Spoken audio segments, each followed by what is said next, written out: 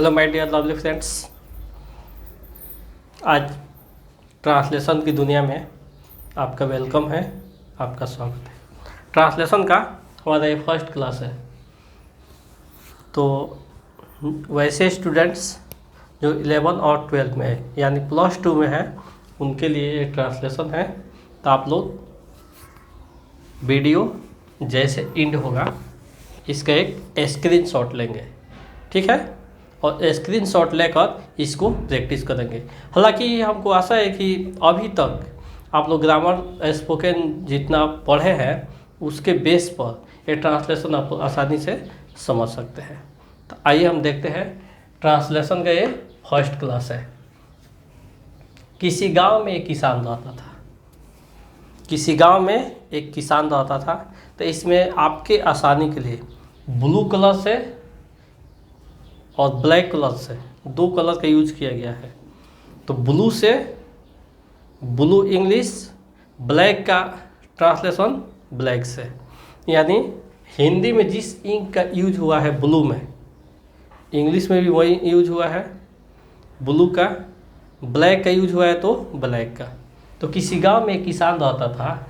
There lived a poor farmer in a village. There lived a poor farmer in a village. उसके 4 बेटे थे। ये black से है तो यहाँ ब्लैक से देखिए। He had 4 sons. He had 4 sons. उसके 4 बेटे थे, पर चारों के चारों बड़े आलसी थे।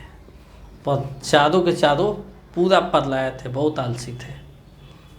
But all the 4 were lazy. But all the 4 were lazy. एक दिन वे दिन भर कुछ नहीं करते थे। वे दिन भर कुछ नहीं करते थे। They did nothing all the day long. They did nothing all the day long. वे दिन भर कुछ नहीं करते थे। वे केवल गप्पे हाँकते थे। केवल बैठ जाते थे और इसका बात उसका बात इधर उधर की बातें करते थे, गप्पे हाँकते थे। दे use to indulge only in gossip. They used to indulge only in gossip. बेचारा किसान बहुत दुखी रहता था। उनकी गप्पे देखकर, बैठकर जब गप्पे हाँकते थे या सुन कर वह किसान बहुत दुखी रहता था। The poor farmer remained very sad. बेचारा किसान बहुत दुखी रहता था। The poor farmer remained very sad. एक दिन उसने अपने बेटों को बुलाया। बहुत सोच विचार किया और एक दिन अपने बेटों को बुलाता है। एक दिन अपने बेटों को बुलाया। One day he called his sons. One day he his calls One day he called his sons. One day he called his sons. एक दिन वो अपने बेटों को बुलाया। उसने कहा कि मेरे खेत में गड़ा हुआ धन है। उसने कहा कि मेरे खेत में गड़ा हुआ धन है। He told them that a treasure was buried in his field. He told them, उसने कहा that a treasure was buried in his field. उसके खेत में एक गड़ा हुआ धन है। मैं तो अब बूढ़ा हो गया हूँ। I have grown old now. I have grown old now. मैं तो अब बूढ़ा हो गया हूँ। मैं कड़ी मेहनत नहीं कर सकता। I cannot work hard.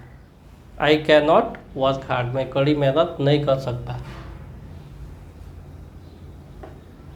इतना कहने के बाद वो बूढ़ा मर गया।